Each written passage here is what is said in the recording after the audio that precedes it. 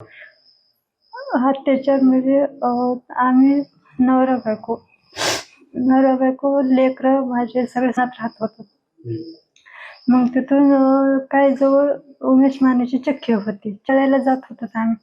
दळण आणायला गेल्यावर मी चक्कीतलं दळण उचलायला आणि ती यायला एकच झालं. त्यांनी दरवाजा लावला, मोबाईल टेबलावर ठेवला. टेबलावर ठेवल्याच्या नंतर मग जबरदस्ती करायला लागला. मग मी आरडाओरडा करून लागले तर मग ते कोणी नव्हतं, त्याच्या घरी काही नव्हतं. मग ते कोणी ऐकलं बी नाही आणि काहीच नाही. मग ते जास्त आरडाओरडा करायला म्हणून त्यानं तोंड दाबलं माझं. तोंड दाबल्याच्या नंतर मग जबरदस्ती झाली, बलात्कार झाला. तर मग ते दरवाजाच्या बाहेर आल्यावर म्हणलं माझ्या व्हिडिओ आहे. व्हिडिओ जर तू कुणाला सांगशील तर व्हिडिओ मी व्हायरल करीन. मग त्या भीतीपोटी मी कुणाला सांगितलं नाही. आणि मला 2-4 दिवस झाले की आणखीन मला त्या व्हिडिओचे धमकी द्यायला चालू केली त्यांनी. वारंवार चालू राहिली त्याची धमकी की फोटो व्हायरल करीन आणि तू माझ्या संग असं ना असं कर म्हणून.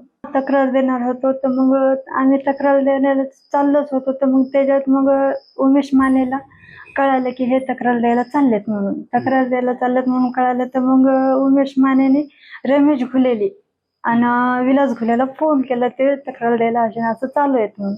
तर मग रमेश घुले, विलास घुले, ते उमेश माने, ते तिघं सगळेच आले तिथं. मग त्याच्यामुळे तर रमेश घुलेने असं म्हणलं की ते आतापर्यंत जे झाले ते झाले, इथून मुरी होणार नाही, माझी ही खात्री आहे. ते रमेश घुलेनी त्याच्यावर त्याचे घेतले. जर आणखीन जर तक्रार करायला जातात तर तुमचं काही खरं नाहीये.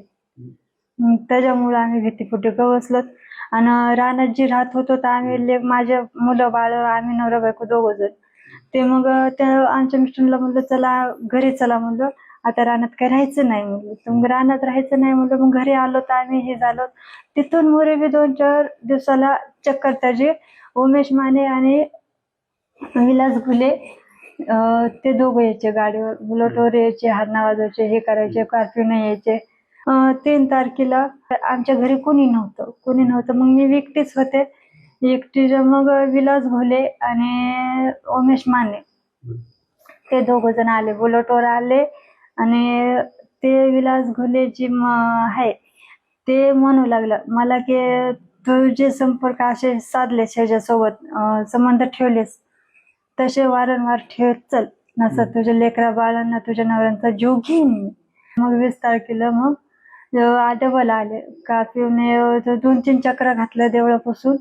कर्फ्यू पुन्हा बुलेटवर हे हरणं ते वाजलं. तर मग घरी आले, शिव्यागाळ करू लागले. मग आमचे मिस्टर म्हणले जर आता मिटलं होतं तू आणखीन का त्रास दिलास, आमचा सुखी संसार, माझे लेकरं बाळ आम्ही सुखी संसारानं जगत आम्ही. मग ते शिव्यागाळ करून हे करून गेले तिथून. ते मग ते पुन्हा म्हणले तू घराच्या बाहेर निघला तर आम्ही तुला खलास करू. मग तिथून मोरी धमकी देऊन गेले ते तिथून. तर मग पप्पा ते आलते हे कोण, तर मग आपण समजून सांगू हे करू म्हणून. मग समजून सांगायला ते हॉटेलवर आले. ते असं करायलाच का नाही, मग ते समजून सांगण्यासाठी तसं केलं. तर मग त्यांनी हाणमार चालू केले. बेरच्या बाटल्या, डेटाचे तुकडे, दगड त्यांनी हाणमार चालू केले. मग ते म्हणले हाणमार अशी का चालू केली, समजून सांगायला आम्ही आलोत म्हणले तुम्हाला का हाणमार करण्यासाठी नाही, अगर कशासाठी नाही आलेलो. मग हाणमार चालू केल्याच्या नंतर यांनी मग पुन्हा हात उचलला. हेच विनंती माझी की तक्रार नोंदवण्यासाठी आम्ही केसला गेलतो, तर केसमध्ये आमची तक्रार घेतलेली नाही. आणखीन आम्ही बीडला बी गेलतो तर तिथं बी आमची तक्रार घेतलेली नाही. आमची एवढीच मागणी की आमची तक्रार घ्यावं आणि आम्हाला न्याय द्यावा. लैंगिक अत्याचार आणि पोलीस निष्क्रियतेविरुद्ध न्यायाची मागणी, पीडितेची आपबीती यावेळेस समोर आली आहे. पीडितेचा न्यायासाठी टाळावा, अत्याचार आणि पोलीस या संदर्भाने हा सगळा घटनाक्रम या ठिकाणी सांगण्यात आलेला आहे, आरोप करण्यात आलेला आहे. व्हिडिओ व्हायरल करण्याची धमकी देऊन वारंवार अत्याचार केला असल्याचं या पीडित महिलेचं म्हणणं आहे. तक्रार द्यायला निघालो तर वाटेत अडवून जीवे मारण्याची धमकी देण्यात आली असे देखील त्यांनी सांगितलं आहे. उमेश मानेच्या चक्कीवर बळजबरी आणि छुप्या कॅमेऱ्याने व्हिडिओ चित्रीकरण करण्यात आल्याचं सांगितलं. व्हिडिओ व्हायरल करण्याची धमकी देऊन वारंवार लैंगिक शोषण आणि मानसिक छळ केला असल्याचं सांगण्यात आलं. रमेश आणि विलास घुले यांची तक्रार मागे घेण्यासाठी कुटुंबावर दबाव आणि शिवीगाळ झाला असल्याचं देखील या महिलेने या ठिकाणी सांगितलं. केज आणि बीड पोलीस ठाण्यात तक्रार नोंदवण्यास नकार हा देण्यात आला. यामध्ये प्रशासकीय अपयश असल्याचं मानलं जातं. तर मंडळी, ही माहिती एका महिलेने तिच्यावर झालेल्या लैंगिक अत्याचाराच्या व्हिडिओद्वारे मिळालेल्या धमक्यांच्या आणि त्यानंतर आरोपीकडून झालेल्या छळाच्या तक्रारीवर आधारित आहे. आरोपी उमेश माने आणि त्याच्या साथीदाराने पीडितेला आणि तिच्या कुटुंबियांना जीवे मारण्याची धमकी दिली असल्याचं या ठिकाणी सांगण्यात आलं. पोलिसात जाण्यापासून आपल्याला रोखलं असल्याचं देखील या महिलेने या ठिकाणी सांगितलं. आणि या महिलेचं म्हणण्याप्रमाणे आपल्यावरती मोठा दबाव या ठिकाणी निर्माण करण्यात आला असं देखील त्यांचं म्हणणं आहे. पीडिता आपल्या कुटुंबासह राहते. एके दिवशी ती उमेश माने याच्या चक्कीवर दळण आणण्यासाठी गेली असता त्याने चक्कीचा दरवाजा आतून लावून घेतला. पीडितेने आरडाओरड करण्याचा प्रयत्न केला, परंतु तिथे कोणीही नसल्यामुळे तिचा आवाज कुणापर्यंत पोहोचला नाही. आरोपीने तिच्यावर जबरदस्ती केली आणि या कृत्याचा व्हिडिओ आपल्या मोबाईलमध्ये रेकॉर्ड केला. यानंतर जर तिने ही गोष्ट कुणाला सांगितली तर व्हिडिओ व्हायरल करण्याची धमकी देऊन त्याने तिला ब्लॅकमेल करायला सुरुवात केली. चक्कीवर अत्याचार करून व्हिडिओ रेकॉर्ड केला. व्हिडिओ व्हायरल करण्याच्या धमकीने वारंवार मानसिक छळ केला असल्याचं या आरोपात म्हटलं गेलं. रमेश आणि विलास घुले यांच्या मदतीने कुटुंबाला धमकवलं असल्याचं देखील सांगितलं. मध्यस्थीसाठी गेलेल्या नातेवाईकांवर दगड आणि बाटल्यांनी हल्ला देखील केला असं देखील सांगण्यात आलं. जेव्हा पीडितेने आणि तिच्या पतीने तक्रार करण्याचा निर्णय घेतला तेव्हा उमेश माने, रमेश घुले आणि विलास घुले यांना बोलावून घेतलं. या व्यक्तींनी पीडितेच्या कुटुंबावर दबाव आणला आणि आता जे झालं ते पुढे असे होणार नाही असं सांगून तक्रार करण्यापासून रोखलं. मात्र त्यानंतर विलास घुले आणि उमेश माने यांनी बुलेटवरून पीडितेच्या घराला चकरा मारणं आणि अश्लील बोलून त्रास देणं सुरू ठेवलं.